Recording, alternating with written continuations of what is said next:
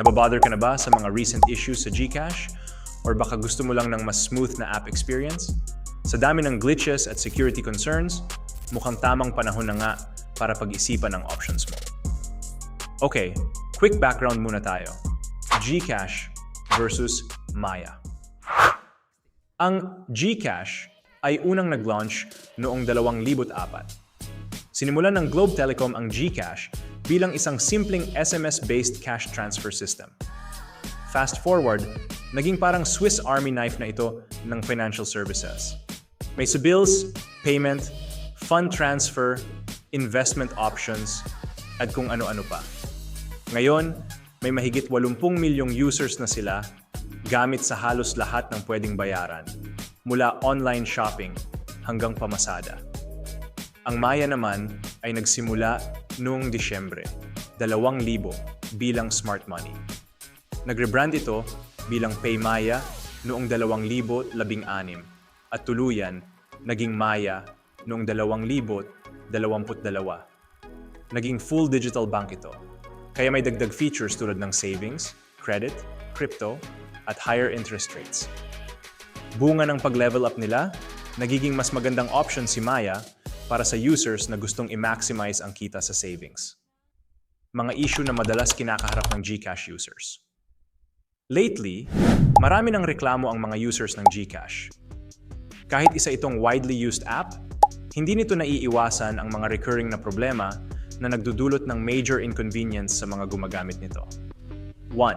System downtime at maintenance glitches. Parang laging nag-maintenance. GCash users often experience random downtimes, minsan pa sa kalagitnaan ng transaction. Kamakailan, GCash even faced a system reconciliation issue, kung saan nagkaroon ng double transactions para sa iba't ibang users. Bukod dito, nagkakaroon din ng lag or hanging issues sa app mismo, na nagiging dahilan ng delay at frustration ng mga users. Second, security concerns at unauthorized transactions. Nitong taon lang, maraming reports ng unauthorized transactions ang lumabas sa social media. Kahit daw may mga security features ang GCash, marami ang nakakaranas ng unwanted transactions sa kanilang mga accounts, causing concerns sa users about the app's overall safety and reliability. Third, customer service lag. Hindi lang sa app, pati sa customer service may issue.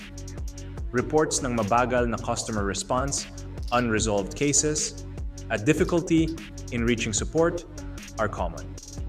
Kapag may emergency issue sa account, bihira raw na mabilis kang makatanggap ng tulong mula sa support team ng GCash na siyang nagpapalala pa sa problema.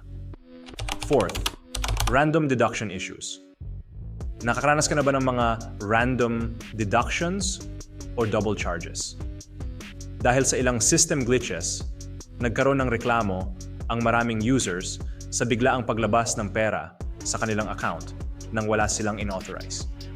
Itinanggi naman ito ng kumpanya at sinabing system reconciliation lang ito. Pero hindi pa rin ito acceptable para sa karamihan ng users na ang gusto lang ay mapagkatiwalaan ang kanilang gamit na app. Ano nga ba ang pros and cons ng dalawang digital wallet? Ease of use. Ang GCash ay may madaling interface, ngunit may mga ulat na mabagal ito lalo na kapag peak hours. Si Maya naman ay smooth at user-friendly, kaya masarap gamitin sa pang-araw-araw na transactions. Interest rate. Pagdating sa interest, may 2.6% ang GCash sa GSave nila sa mga CIMB Bank users, ngunit hindi ito guaranteed sa lahat ng users. Maya, on the other hand, shines dito with an interest rate up to 3.5% with possibility na umabot hanggang 15% per annum. Transaction fees. Parehong may minimal transaction fees ang GCash at Maya. However, Maya is currently offering free InstaPay transfers para sa bagong users na malaking tipid. Ang GCash naman may konting fee pag mataas na ang transfer volume. Security. Both platforms offer two-factor authentication, 2FA. Pero mas maraming phishing incidents ang reported sa GCash. Si Maya, mas magaling pagdating sa fraud detection at strict sa kanilang security measures. Customer service. Kung mabilis na support ang hanap mo, mas okay si Maya dahil sa kanilang live chat. Si GCash naman ay gumagamit ng chatbot at hotline.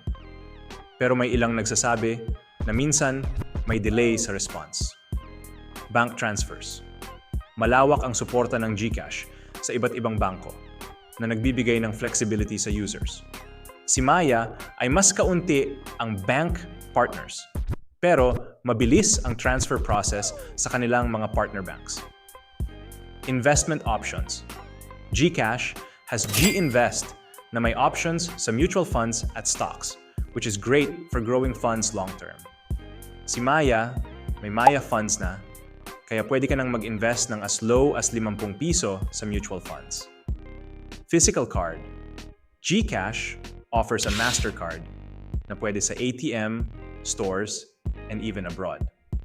Same with Maya, na may physical card din para sa mga preferred na physical transactions. Bakit mas magandang i-consider ang Maya? Hindi ko sinasabing perfect si Maya. Pero based on my experience, almost a year na akong lumipat mula GCash papunta sa Maya. At masasabi kong mas kontento ako.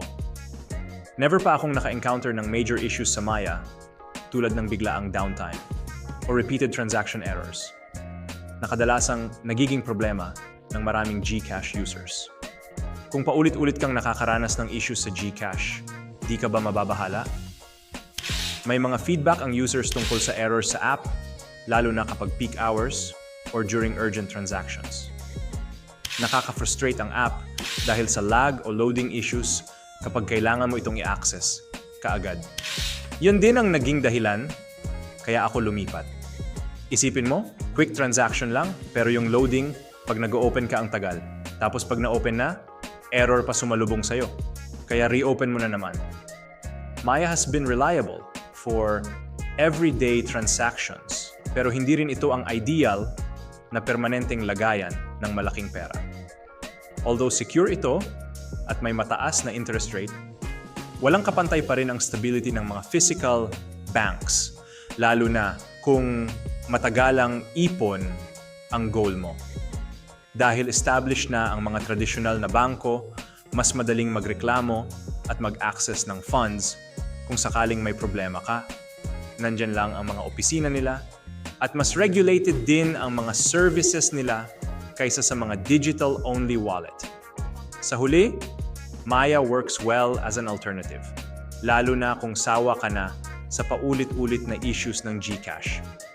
Para sa mga quick, hassle-free transactions, Maya has proven to be a good option for me at maraming users. Pero, para sa long-term savings o malaking halaga, physical banks remain the best choice for security and accessibility. Kung nagustuhan mo itong content ko, paki-like, mag-comment at mag-subscribe. Gagawa ako ng mga tutorials sa paggamit ng Maya at iba pang digital payment apps na tiyak na makakatulong sa'yo. Salamat sa panunood.